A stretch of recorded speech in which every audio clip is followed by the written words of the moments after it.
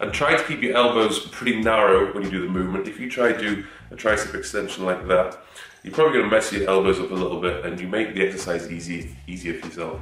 So try and keep those elbows in, so you're doing this kind of a thing. So the next exercise we went on to was the standing cable press down. One thing that I do when I perform this exercise is to slightly lean my torso forward as I press down. It allows me to get a full range of motion and a better contraction at the bottom.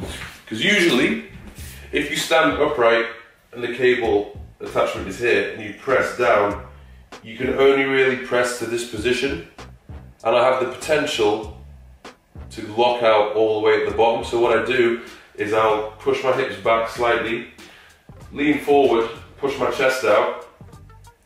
So I'm holding the handle like this. As I press down, I'm able to fully squeeze and lock out the top.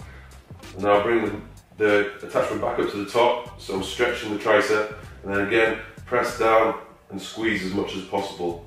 One thing you want to bear in mind when you do this is to keep your torso as fixed as possible whilst pushing your chest down, keeping your shoulders back, because as you start to fatigue, as the triceps start to tire, you will see and notice that your shoulders creep forward and you end up trying to press that movement down with your shoulders and your chest, which is something you don't want to do. Okay, it's not the end of the world if it starts. Next exercise we went on to was the overhead cable rope extension. This one, again, when doing it, you want to make sure that your elbows tucked in as much as possible.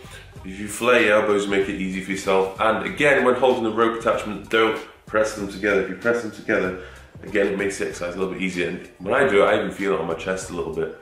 What I would say is, you know, if you are on the second to last set or the final set, if you're going to all-out failure, it's acceptable once you've failed with the ropes being apart, if you bring the ropes together and just rep out, you know, 5 to 10 extra reps, that's, you know, I would allow that to happen. But, you know, when I did it, I think we did it on the last set, I do feel it massively, you know, in all other parts of my body instead of just my triceps when I'm pushing my hands together and trying to, you know, do that overhead extension movement. Next exercise we went on to was dips. Not your traditional bodyweight dip, but we did a bench dip where your feet are elevated. Now I quite like doing these. For some reason I get such a crazy pump on my triceps when I do this, so I will include these in my workouts every now and then. I do find if I'm doing it with just my body weight and it's, you know, near the end of the workout, I'll just try and do higher reps. So in this routine we did 15 reps, I think, so just really pumping it out. Sometimes you can if you bench. Now why the incline? Because some of you that train that have bad shoulders, if you're showing you here, this is where I'd have to be if I was lying flat on my back. If I had the same position here and had this bend in my back. And again, here we're going for peak contraction. I can get the arm back behind my body. I'm trying to contract as much as I can. I realize you're going to be a little sore and tired at this point, but that's okay. Keep going for as long as you can. You've got 1 minute to rep out, again, to load up on the eccentric on the triceps. We're going to press up like a dumbbell bench, and then we're just going to let our elbows drop down, sort of French press style, towards our forehead or a little bit beyond.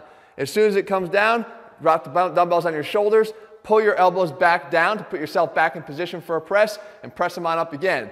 So concentric with help, eccentric triceps only. You keep that thing going for